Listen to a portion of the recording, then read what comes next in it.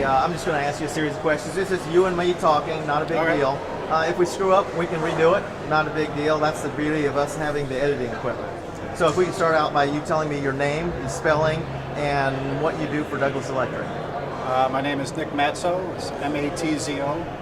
I work for Douglas Electric. I've been there for 2 years. And we do commercial and industrial work. Do you work on anything in specific, or do you run the gamut of stuff that when you're working there? We basically run the gamut. I spend a lot of time at BASF on Wyandotte. We've been there over 20 years as a contractor, and we run all the electrical for 15, 20 buildings that they have. So how long have you been a student here at CET? I'm in my 4th year. Oh, okay. But I was actually working a year before I got into school, so Okay. I got a little extra experience. So why are you enrolled in the school today? What sent you to CET? A couple reasons. I didn't want to get in the union. I worked at Ford for 10 years, didn't like the union, didn't like it.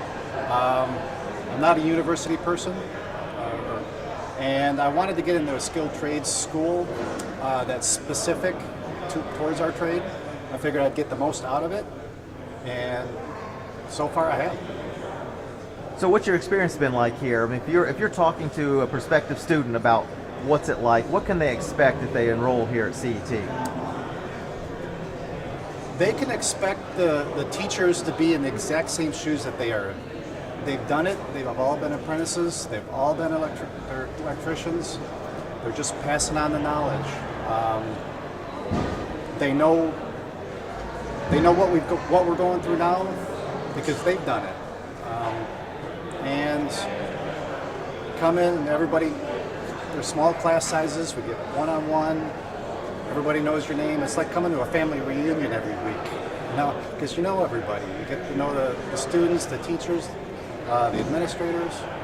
It's a wonderful school. So do you think you're learning a lot at school, or is this just sort of a time waster because you're required to be here? It was slow at first, learning the tools and doing the math. Especially for me, I'm a little older than most apprentices, and I've done all that.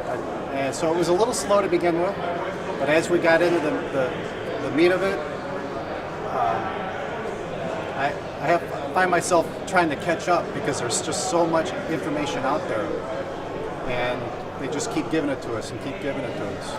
So if you're talking to a young kid who is in high school or something like that, who really doesn't want to go off to college, what kind of advice would you give them as they're considering a program like this? I would push skilled trades. I came from a skilled trades family for the most part. Working with electricity, it's not a hard job, but it's also could be very dangerous. That's why they're always into safety and they give us all this information. One of the reasons why I came to this school is because I found something I really enjoy doing, and that's what I've been trying to tell my kids. And someone coming out of high school, I wish someone would have told me to do this out of high school, because I would be teaching right now instead of being a student. So my advice would be just find what you want. If this is something that you want, go for it and do it. 4 years goes by fast. It really does. So what's your aspirations? Where would you like to end up? What are your dreams and ambitions moving forward? Well, first of all, get the journeyman, get my card, continue on, get my master's. I've been doing a little bit of side work here and there with a master electrician. He just got his contractor's license. I kind of like the direction he's going. My wife's side of the family is all teachers. She's been saying, you could do that too. You could be a teacher. Right. So my future, it's still kind of up in the air. I'd still like to learn and keep going. Do you think you might one day want to be a business owner? I don't know if I got the mind for business. I'm a hands-on guy. So the business part of it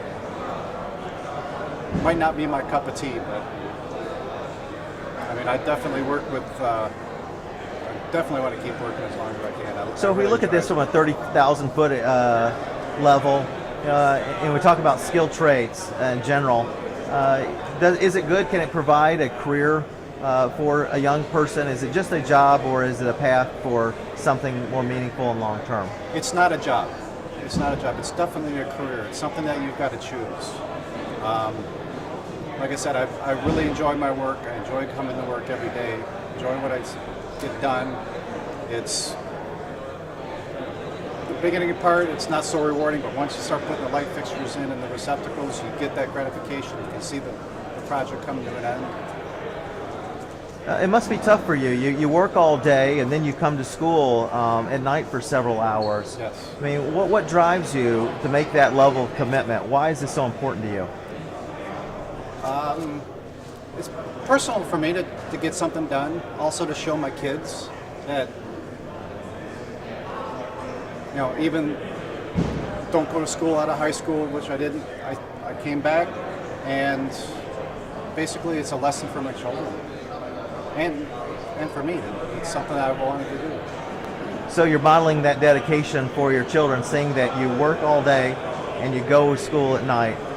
At the end of the day, they see that, and you feel good about the message that you're giving your kids. Very well. It's my grandfather instilled it in me as a young age. I'm doing the same with my kids, and just keep passing it on.